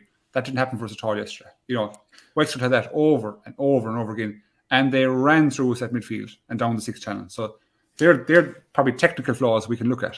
But the bigger question is... You were saying during the game, Skehill, I know we had a couple of comments on Instagram saying we need to look at the spine of their team and maybe even look at midfield. You mentioned a couple of times when we were watching the game yesterday, you were like, we, as in Galway, are getting eaten alive around the middle of the field. Yeah, and that's because I was looking at the puck outs in both directions. So if we hit a Galway puck out and let's say the Wexford half-back line knocked it down, Wexford were there first, Horn was there first, you know what I mean? He was brilliant, by the way. If a Wexford puck out was hit long and the Galway half-back line knocked it down, Wexford were there first. So like, if ever I'm coaching, I'm always telling lads, if the ball's dropping on a half-back line, you must be first on arrival. You've got to be. Otherwise, you're betting today's game because what happens is it's moved and the ball is heading your direction very, very fast, you know? Whereas if you're not first on arrival, you're always going back to your own goal. It's as simple as that. And that's really, like I always say to our players too, that work rate it's not a tactic or a skill. It's just a pure decision. That's all it is. Like I'm going to go hard this now and go as hard as I can. And if you want to be there, you'll get there. That's the size of it, you know. So that's probably that was the toughest pill to swallow for me yesterday. Was that we were getting just really cleaned out in every single break that happened around the middle, and that was a huge platform for Wexford to go through us. You know, hurling's an invasive sport. We know that you can either go around them, through them, or over them, right? And Wexford did all three yesterday. Do you know what I mean? They did it all three. They went over us into Rory Connor. They went through us with their midfield, and they went around us with runners. So it's very, very hard to defend, you know, one when it's going against you. To defend all three, oh Jesus, you know, it's extremely difficult. Yeah, I'm in darkness here as well. I better turn the lights. Yeah, you go out the light. I'll ask Murph because Murph, you can defend yourself here because you've got people making this claim. It's like it's Henry Shefflin. He's not going to have a go at Henry Shefflin because he's Kilkenny's possibly best ever hurler. This guy probably grew up idolising him. Have you been too soft on Henry Shefflin? I don't think I've been put in a position that I had to be hard on Henry or easy on Henry. I remember the only time that you really got kind of caught up in this was when we talked about the handshake. Oh no, don't worry, this is about Murph. You're safe for a few minutes, Kelly. You're fine. Was the handshake where basically you had to say, look, I think either Brian was wrong or Henry was wrong, and you felt that Brian didn't carry himself particularly well in the way that you treated Henry with that handshake. Yeah. That was fair. Yeah. Yeah. No. But you've had to make that call before. You haven't been sitting back watching this Galway team during the year and going, do you know what? I won't go too hard on him because Henry's in charge. No, I haven't been looking at that at all. Like, I mean, at the end of the day, I was in a team, let's say, we talk about my relationship with Henry. I grew up idolising Henry. I then got into a team with him. The only reason the two of us were in a team together was because the two of us, Skehill was talking about minors not maybe coming through from Galway and the reasons behind it. The reason me and Henry were in teams together was because we had a shared value of we were willing to go those extra yards and we were competitors and we wanted to be where we wanted to be. But after that, like the reason you get to that stage as a competitor is because you're willing to take stuff on the chin. You're able to go, you can take criticism and you can take fair criticism, say you weren't good enough. Like Henry will be disappointed at the moment. He'll be saying, probably scratching his head or whatever. And he'll be saying, well, what is happening with this team? Is it me? Is it them? Not forget here, like, you know, we've Eamon Ryan here as well, like, you know, an unbelievably qualified manager himself, like, you know. Sorry, Eamon O'Shea. I said Eamon Ryan. Eamon O'Shea. Wait a minute. Oh, sorry. Eamon O'Shea. Apologies, I'm jumping around there with names. But Eamon O'Shea, I mean, an extremely qualified manager as well. Like, for me, I'm looking at the sideline going, the IQ is on the sideline.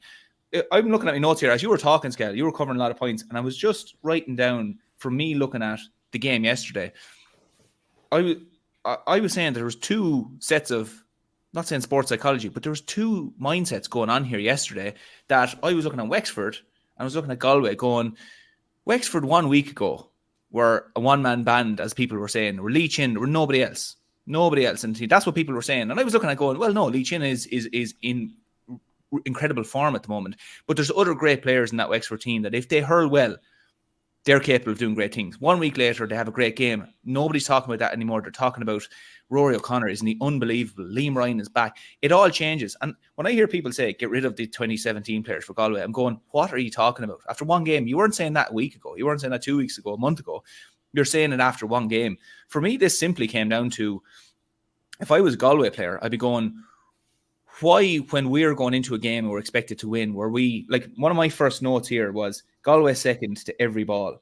And that was just apparent. Where Wexford, and here's the other psychology, Wexford, when their backs are against the wall, that's when they perform. But when Wexford are expected to win, they don't. Like, I was making notes there. I was going back. I was like, this seems to be a reoccurring theme with Wexford. So 14th of May 22, Westmeath. They draw with Westmeath. That was in Westmeath. It was in Mullingar, yeah. Yeah, in Mullingar. They draw with them, right? We go forward then. We go 21st of May 23. They play Westmeath, and they were up by 17 points during that game. And they lost. Wexford lost. Following week, they go out and beat Kilkenny. They lose to Antrim last week by 2 points. When they're up by 7, lose by 2 points. Everyone gets in their back. They go out and obliterate Galway. And for me, in 22, by the way, did they beat Kilkenny the next game that year as well? I think they did. I think they did, actually. Yeah. I think they did. Yeah. In Kilkenny, I think, as well. Yeah. I think you're right. They did. They bet them by 4 points. Because the fixtures are reversed year after year. So it would have had to be. In Nolan Park, they bet them the following week. So there's 3 results. Like, a week turnaround where Wexford, when their back is to the wall, they're emotional hurlers, they play unreal. And you look at Galway then, and Galway's case is that they were going down. They could have, they nearly wanted just for the Wexford game to happen and just beat them. Didn't work out that way. Wexford were coming with something different, and that's where Galway's problem is. Galway seems to come into the game, and I would say that's more of a player problem. And lads can say, "Oh, I'm defending Henry," but like, lads, if you're talking about Henry, you're talking about Eamon O'Shea as well. You're talking about a lot of qualified people on the line. I've been in the position where we went out as a team, and you came to the throw-in with the wrong attitude, and you can't reverse that. Then it's impossible to reverse it. Right. And you're talking about Johnny Glynn as well, Skehill.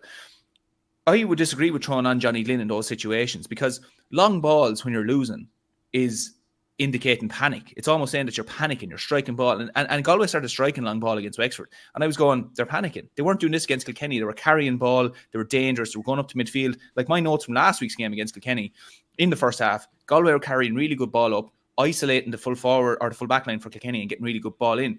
But they panicked. And when you bring on Johnny Glynn and you're striking long balls to him, so what do you want him to do? Like, because Wexford were now sitting back. They knew they were a man down. And again, I think that played into Wexford's psychology. At the 50th minute, they were down a man. And straight away, we all know it. Any game, football, hurling, you go out and you lose a man. The team that loses the man nearly ups their work rate straight away because they're going, shite, we're down a player here. We have to work harder. And Wexford did that. They sat back really well. We saw Lee Chin picking up balls on his own D. What's Johnny Glynn going to do in that situation? I would say, like, the ideal scenario, if you're bringing on Johnny Glynn, you want to lump ball down. You're up by 5 or 6 points, and you're now trying to stand on the neck of the opposition. But bringing them on when you're losing, any team that starts striking long balls, I would go, no, that's wrong. And the thing as well, where people say, get rid of 2017 players. Kilkenny have players that played in 2007 All-Ireland still playing. So, like, get rid of 2017 players, for me, makes no sense. Do you know? And who are you talking about? The two Manions. Pádraig Mannion was actually, in the first half anyway, was one of the better players, certainly. He saved a goal opportunity. Daithí Burke, one of the best fullbacks of his generation, no doubt. Gerard McInerney got back and got a great hook. Cathal Mannion. Gerard Mac is just back. We were talking about that last week. He's only just been back training a few weeks. So just back. It was Fintan Burke. I'm not sure, was he on the 2017 panel? He was. No, he wasn't. No. You know, Conor Whelan you're talking about, Jason Flynn you're talking about, the Coonies. Like, who do you replace them with? And like, the thing is, they had an off day. I think people are looking at this very much of one game. They're looking at it going, this team is poor. And you go, no, like, you can't look at it at one game. They turned up with the wrong attitude on Saturday. Well, no. and they have to own that. But I don't think there's a great phrase, Murph. Sorry to cut across you. Hungry dogs run fast. Yeah, absolutely. Right? Yeah. And I just, when Wexford, it's come here. It's an issue mentally, psychologically. Yeah. When you're put into that position, you have to react that way. It's reactionary. Whereas the other, if you look at Kilkenny is proactionary. It's like it's different. Once they put on the jersey, regardless of capability, it's like it's a non-negotiable. It's a given. It's going to happen. Where they're going to go hard at it, and they might get bet. Limerick might beat you in the Ireland final, but you're not going to be found wanting in terms of effort or application. Yeah, which is it's so hard to. Can you imagine being a Galway supporter coming home yesterday from the long drive? Wexford is not close, believe you me. And like I know Galway supporters who come from Clifton, which is 2 hours away from me, that would drive to Wexford. You know, imagine coming home in the car. Wouldn't you be so disheartened, disappointed? Disappointed is an understatement, but you'd be so disheartened and nearly disgusted. Because the first thing is, and I'm a United supporter as well. First thing all you want is just good, honest effort. You know That's what I mean? it. Yeah. And if you're beaten, feck it. We're betting. You know, but and it's like exactly. The confidence is knocked out of us, early days, and it's like, right, we've no answers here. Do you know what I mean? And it's kind of let's get through the game.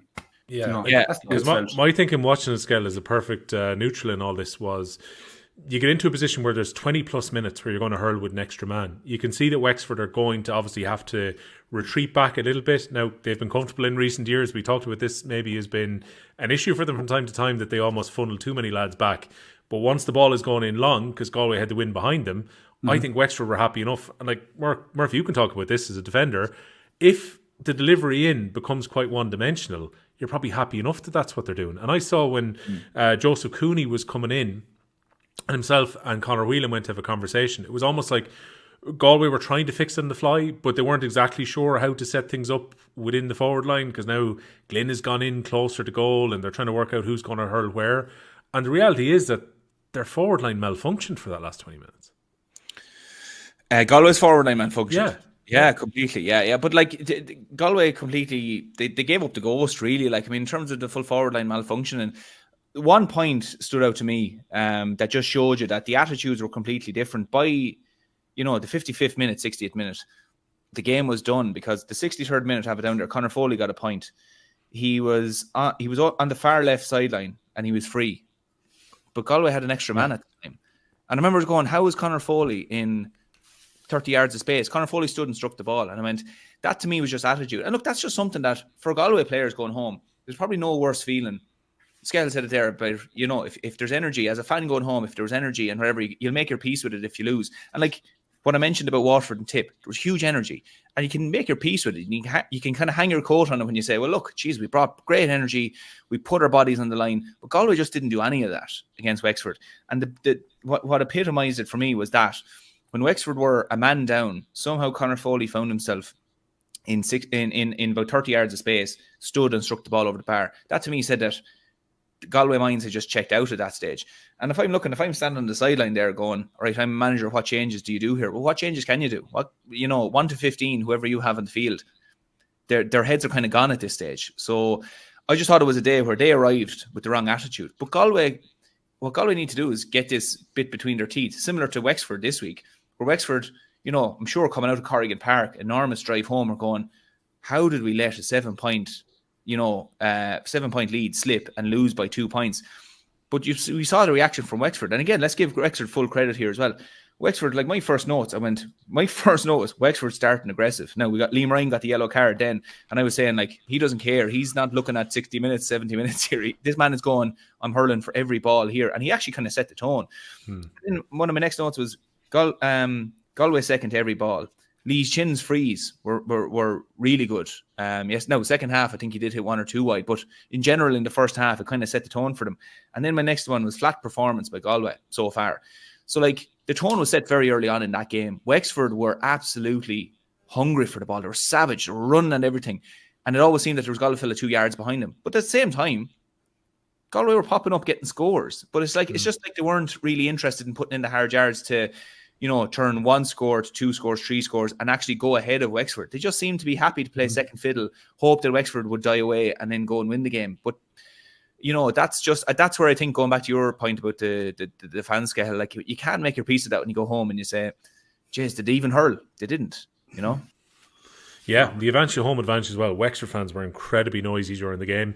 And there was a few points when they were running off the scores when Galway were trying to chase back. And it was just that extra bit of energy, I would say, for every Wexford player that was having to work a little bit harder when they were a man down.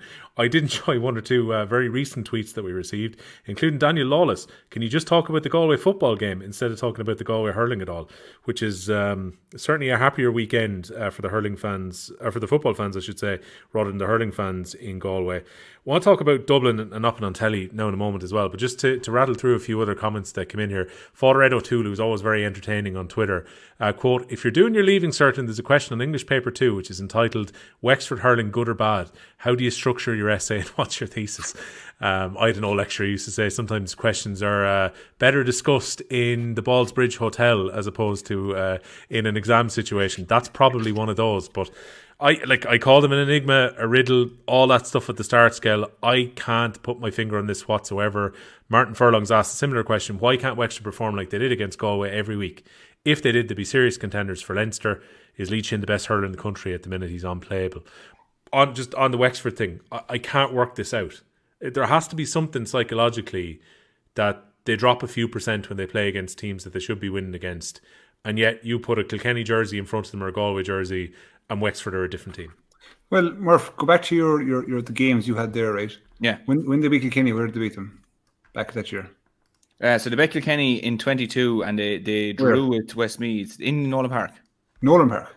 Yeah, Nolan Park, yeah. Right, because I was going to actually put heavy emphasis on being at home and the emotion. Well, they hurl well in Nolan Park as well. When they go up to Nolan Park, like they're only across the border, like, you know. So yeah. They did beat them. Do you remember the year that Davy was in the commentary box where he was suspended, and they beat them in Wexford Park that year as well? Yes, like psychological is if you're doing an assessment on their players and their squads, to say collectively, and you were to rank them in terms of where's that squad strength rank nationally, right? You wouldn't have them. Me personally speaking, right? You wouldn't have them ahead of Clare, Cork, Limerick, Kilkenny, or Galway, in my opinion, right? So they're probably ranking in terms of squad depth. Like, is that fair to say? Am I talking shit there? Like, let's say teams on paper. On paper, just what if you're looking at them and saying what they potentially could produce, if you know what I mean. So, like, for them then to go and get beaten by teams who are perceived to be lesser than them, I can't draw a rhyme or reason to that whatsoever, because the same thing applies. Like, they should on paper be beating Westmeath. They should be beating Antrim lads. They should be beating Dublin, but they don't. So I can't understand how they don't beat these teams, and then they can go beat the teams above them, if you know what I'm saying, in the rankings. So is it psychological? I think an awful lot comes to it, and it is. It's like a switch flicks in your head that, look, there's a big difference between want and need, right? And I think yesterday Galway wanted to win, if you know what I'm saying, and Wexford needed to win. They had to fix what happened the week previous. So big massive difference. And I always say to the players, you either want the ball or you need the ball. And Wexford went after the ball yesterday like they absolutely needed it. They needed that ball yesterday. And Galway said, right, if we get it, we get it. If we don't, we don't. You know, that kind of way. Which, again, I have to repeat. I've been part of the performances. I know what it's like, okay? And all you want to do is press the reset button and start again. You know what I mean? Yeah. Because it's just so hard to stop the rot. But I just sometimes believe in what you're doing is more important than what you're doing. Do you know what I'm saying? Yeah. If that makes sense, right? And like Wexford they had full beliefs they're going to win yesterday. Yeah, like whether Wexford were going to be right or wrong, they were committing to it, and that's so they believed in it, and they just went after it. Exactly. Yeah, and when you tune in emotionally, right, physically follows. You know what I'm saying? If you don't tune in emotionally, physically, it can never follow you, and so that's where the energy, adrenaline comes from, this emotional check-in. So they checked in early days. They checked in on the bus and at the ground, and unfortunately, just Galway didn't. And Galway, as you said, Murph, they performed okay in the first half against the conditions. I was actually content enough, to be honest, going in at half-time, being down what we're down. I was disappointed with some of the scores we gave away, yes, but I said, Jesus, we could see this out, you know. I'm playing with the wind in the second half. Correct. I said, we can see this out. And that's maybe that sipped into their head a bit too, you know what I mean? But Wexford just reset the emotion, and then the physical followed it. So I think, it has to be under specific set of circumstances that Wexford have to perform to that level, you know, and assuming they need to win. I think if you get them in the group stages, I say this is always going to happen. It could potentially all happen. When you put them into an Ireland quarterfinal or semi-final, then they go, right, we need to win. This is knockout stuff. You know what I mean? Then you might get the performances after. But like, that was their best performance, again, in my opinion, all over since the Kilkenny Leinster final in 2019. You know, for me, that was their best performance. So they were very excellent on that day, and this now is kind of the same level of energy, intent, aggression, physicality. I can name them all off. You know what I mean? We could be here for the night. We could, unfortunately.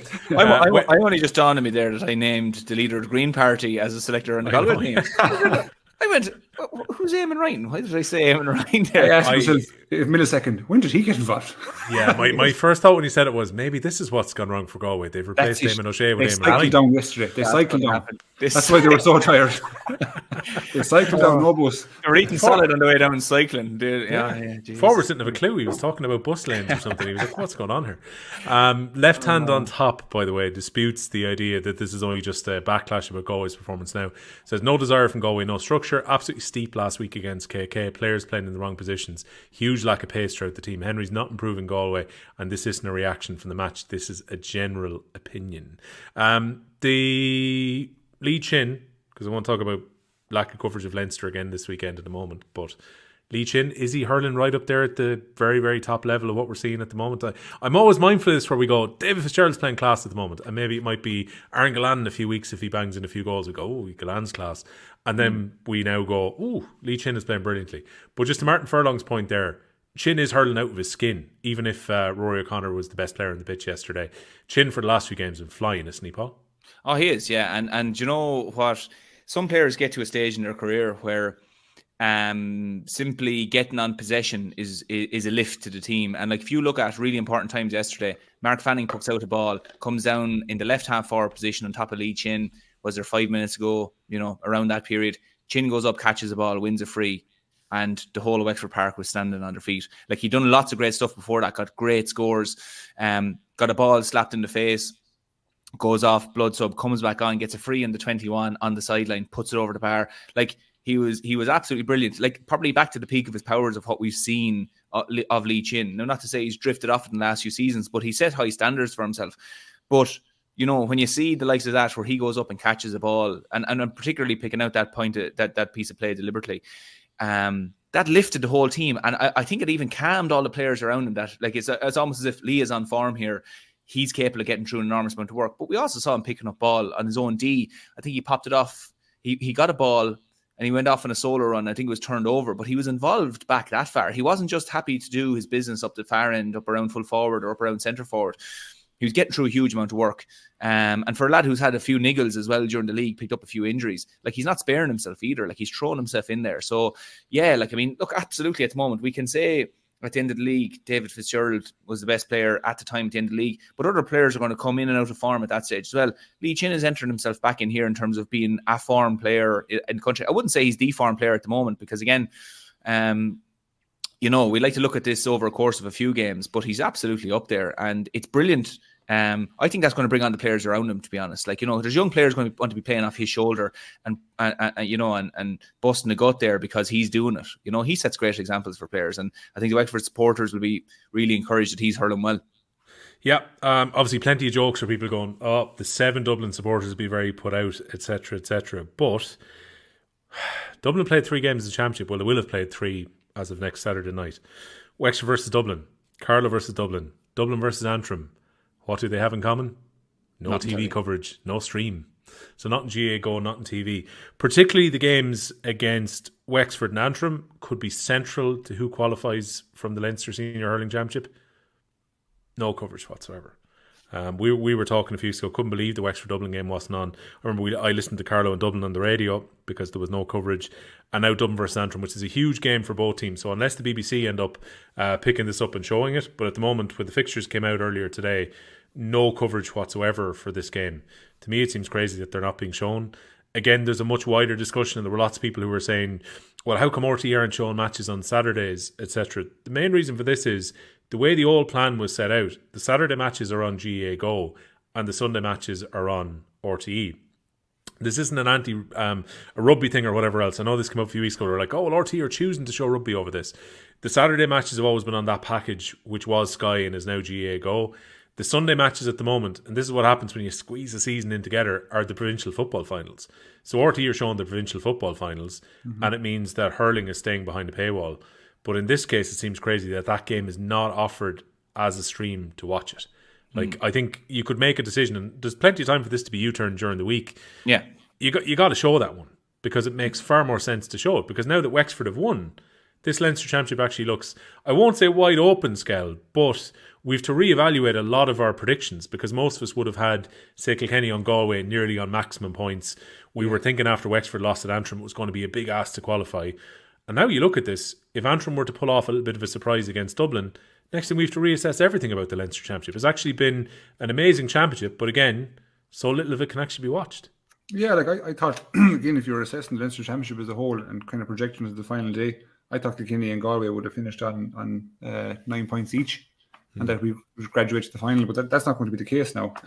Kilkenny obviously still could, but looking at the Galway situation again from that perspective, like we need to beat Dublin and Antrim to get onto 7 points. So our maximum is 7 points. Right now, Wexford have had 3 games played, and they've got 3 as well. Same thing, and they have. The thing is, they have to continue to come. So I'm looking over the 2 Murph and saying, "Do us a favour, lads." So if Kilkenny win out and Galway win out, we qualify. Kilkenny will have, theoretically beaten Wexford and theoretically beaten Dublin. So that means if we beat Dublin, they can't graduate. So this is the permutations that's going through my mind now. Where I thought last week, I said I was pretty sure I was giving us a straight up 99% chance of beating Wexford. So we're going to beat them. Whereas now I'm saying, geez, we need things to go in our favour. And to go back to the situation, the reason I'm saying that is because the Leinster Championship is really exciting now, for the neutral or even for people involved. And I'm looking at even the under 20 games in the Munster Championship in Leinster, where they're being streamed online on YouTube and TG4, I think is. And they did the school games, they did a heap of different games. Fitzgibbon, great service, brilliant service. And I'm just asking myself, why don't they do that? Like what? Because again, I seem to throw this at you, Will. Why don't they just put the game on stream? Like, is this a licensing issue? Is it? Well, they're obviously paying for rights, and I suppose in the case of GAA Go, they're making a decision on what's going to drive subscribers. What I can't understand, and a few people when I tweeted this out earlier today were making a very fair point, which is that if RT and GAA Go decide not to show a game while we're in the streaming era, why can't a county board or potentially a third party step in and then say, we'll stream it? Have RT and GAA Go the rights to, obviously there's shared responsibility here, but the rights to every game? They're offered every game, I presume. They have the championship rights. And then they choose which ones they can go for. Correct. So does that mean they still have the rights over games that aren't being shown on their platforms? Yes. But they do. But again, I don't see why you couldn't come into a situation whereby, particularly when the GAA Go is half owned by the GAA themselves, that they couldn't turn around and say, look, there's going to be quite a few games that we can't show. It's just a case of it's not going to be possible. Remember Larry McCarthy last year when Cork supporters weren't happy that 3 of their games, as it works out this year, on GAA Go as opposed to being on terrestrial TV. Yeah. And he said there would have been no other market. When RT decided they weren't showing those Cork games, GAA Go is better than nothing effectively. The problem is that in the Leinster Hurling Championship currently, it's often becoming nothing because they're not being shown. I'm just saying, surely at that point, like Clubber were able to step in and show the Joe McDonagh Cup, because again that falls outside the remit of the top 2 championships. I don't see why in the next rights agreement the GA couldn't turn around and go, okay, let's have a provision whereby if game X, Y and Z isn't being shown, it's not on the platforms to be watched. Why can't another party come in and show them? I don't understand why they couldn't. I'd say what GA Go and RT have done is they've looked into their crystal ball and they've assessed. They've made a conscious decision. Okay, by the time the championship comes to that stage, it'll be Kilkenny Galway. I bet you that's reality what has happened, right? So now naturally, the goalposts have moved a bit. So do you think they'll actually provide a platform? I don't know. I mean, they could turn around to the BBC, who obviously have rights as well, and this could fit in nicely for the BBC to say, "Ooh, Antrim are going well. They're off the back of a win against Wexford. Why not show the game against Dublin? There's cameras at these games anyway, so why not show it?" So look, I don't know. Maybe it'll change during the week, but to me, it seems mad that Wexford Dublin, Antrim Dublin, which from a mile out looked like they were going to have importance on what would happen in Leinster, weren't down to be at least streamed. And it looks like the only TV games we're likely to see in the Leinster Championship were the game that was on telly last week, which is Salt Hill. Maybe we'll get one in the last round, but I think it's a Saturday finish, so it's probably going to be GAA Go. And the final is going to be on RT2 because it's on the same day as the Joe McDonagh. Mm-hmm. That's it. So you get 2 matches. It's like you're basically deciding that the Galway-Kilkenny game, which we've given out about for the amount of shadow boxing that's gone on for the last 4 or 5 years when they've met, becomes a TV game and the final. And you miss out in the games where teams are trying to get into third place or they're trying to, make sure they don't drop down to the Joe McDonagh for next season. Because there's stakes at the bottom in Leinster where there aren't in Munster. And I know I've had a few Carlow fans who've got onto us in the last few weeks and they're like, "Oh, talk a bit more about Carlow." I said, "Look, Carlow haven't been on telly, so we haven't been able to watch them."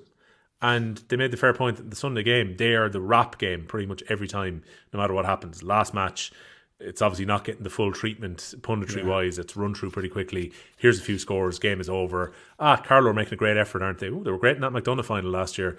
And that's kind of slowly but surely they're forgotten about. And potentially they could drop back out of the championship without getting any coverage whatsoever. So I don't know. I just think this might be something for Leinster Council to reassess as well if they want to promote their product. Because people complain about the fact that Dublin hurling lags so far behind in football. But if you're a Dublin hurler, you got to be thinking, Owen O'Donnell's playing on TV when he played with the footballers. The footballers are going for All-Ireland championships and the hurlers are off in the complete shadows and barely getting any attention whatsoever. So it's true, though. It's kind of cyclical, isn't it? Like, I mean, it's the reality of the scenario. Yeah, like what can you to aspire to? There were other comments that we didn't get a chance to look at because purely we kind of wrapped them in other ways. The Demolator 996, which is a fantastic name on Instagram. Can Wexford survive in Leinster? They've got 2 games. They'll be expected to beat Carlow. And then if they beat Kilkenny, they're in pole position not just to qualify, but they could qualify for the final after getting that win against Galway. So, yeah. Questions about Galway structure and so on. We've kind of touched on all that as well. By the way, the engagement on the YouTube particularly has been mad the last 3 weeks, whether that be the live stream on the Mondays or comments afterwards, people liking and so on. It's been great. It's helped to spread the pod around quite a bit. So if you're watching us on there, if you could continue to do that, that'd be magnificent. If you want to leave us a rating or a comment on any of the podcast formats, by all means, that would help us out quite a bit too, whether you're listening on Go Loud or on Apple or on Spotify. Again, it just helps people to see it because the algorithm will push it up when people go searching for hurling, particularly in the podcast realm. I think we've got a decent name in the Hurling Pod when it comes to that as well. So thanks to everyone who's been doing that. The Hurling Pod, of course, is brought to you by Bord Energy. They're the proud sponsors of the Senior Hurling Championship. We will be back with a bonus pod on Tuesday. We're going through the weekend on this one, where we're going to look ahead to the games coming up next weekend. So the teams in Munster are moving into their 3rd round of games, and the Leinster teams who haven't played 3 just yet will be playing. We'll talk about the McDonagh Cup there, and we'll answer some more of the questions that come in. I particularly want Murph to address his clubmate Richie Hogan talking down the Munster Hurling Championship on Off the Ball last week, which got a bit of a reaction. That's all there if you're an Off the Ball member. offtheball.com/join if you want to listen to us prattle on for another hour or so ahead of your weekend. Paul Murphy, thanks a million for joining us from your undisclosed location somewhere in Tipperary. Thanks very much, lads. James Skehill, thanks a million as well. He's in enemy territory. You can't give it away. That's as much as I can give away. And for anyone who was wondering from last week or worried, my lawnmower is still here, which is good news as well. Lads, thanks a million. Sound. Hey, folks. OTB's The Hurling Pod. With Bord Energy, proud sponsors of the Senior Hurling